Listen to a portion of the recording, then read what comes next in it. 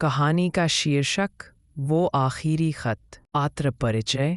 आरव वर्मा 27 वर्षीय युवा, एक लेखक बनने की चाह रखने वाला संवेदनशील युवक। सिया शर्मा, आरव की बचपन की दोस्त, अब एक डॉक्टर। दादी सावित्री वर्मा, आरव की दादी जो उसके जीवन की प्रेरणा है। आदित्य वर्मा और सुरभि वर्मा, आरव के माता पिता, जिनकी मौत एक रहस्यमयी दुर्घटना में हुई थी। अध्याय 1। एक सन्नाटा।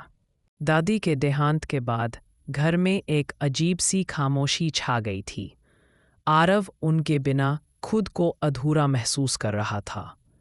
जब वो उनका कमरा साफ कर रहा था, उसे एक पुराना लकड़ी का बक्सा मिला। उसमें एक खत रखा था जिस पर लिखा था, मेरे जाने के बाद ही खोलना, दादी। अध्याय 2। वो खत पढ़ते ही आरव की आंखों से आंसू बहने लगे। बेटा आरव, अगर तू ये खत पढ़ रहा है तो मैं इस दुनिया में नहीं रही, लेकिन मेरी आत्मा हमेशा तेरे साथ रहेगी। तुझे एक सच बताना है जो मैंने सालों तक छुपाया। तेरे मम्मी पापा की मौत एक हादसा नहीं थी, बल्कि एक प्लान था। इस राज को जानने के लिए तुझे अपने पिता की पुरानी डायरी पढ़नी होगी। वो तुम्हारे पुराने घर के तहखाने में छुपी है। अध्याय 3। डायरी का सच। आरव तहखाने में गया। वहां उसे धूल से भरी एक पुरानी डायरी मिली। डायरी के पन्नों में उसके पिता ने लिखा था कि कैसे एक पारिवारिक दुश्मन ने बिजनेस की जलन में उनके खिलाफ साजिश की। नाम था विक्रम मेहरा, जो उसके पापा का बचपन का दोस्त था। अध्याय 4।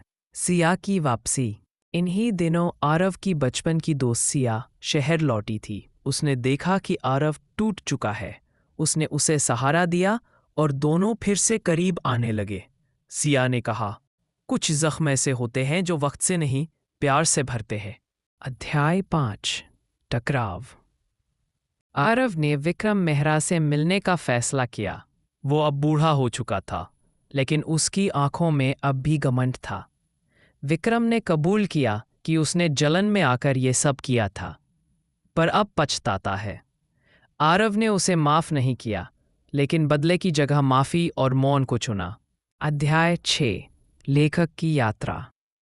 इन अनुभवों ने आरव को गहराई से झकझोर दिया। उसने अपने माता पिता की कहानी और दादी के प्यार को लेकर एक किताब लिखी, वो आखिरी खत। किताब बेस्टसेलर बन गई। उसने अपने दर्द को शब्दों में बदल दिया। अध्याय 7। एक नई शुरुआत। आरव ने सिया को प्रपोज किया और कहा, जिसने मेरे टूटे दिल को फिर से जोड़ा, क्या तुम मेरी जिंदगी बनोगी? सिया की आंखें भर आईं।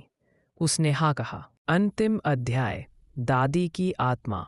शादी की रात आरव को सपना आया। दादी मुस्कुरा रही थीं और कह रही थीं, अब तू पूरी तरह से जिंदा है बेटा। आरव की आंखें नम थीं, लेकिन इस बार वो आंसू दर्द के नहीं, सुकून के थे। समाप्त।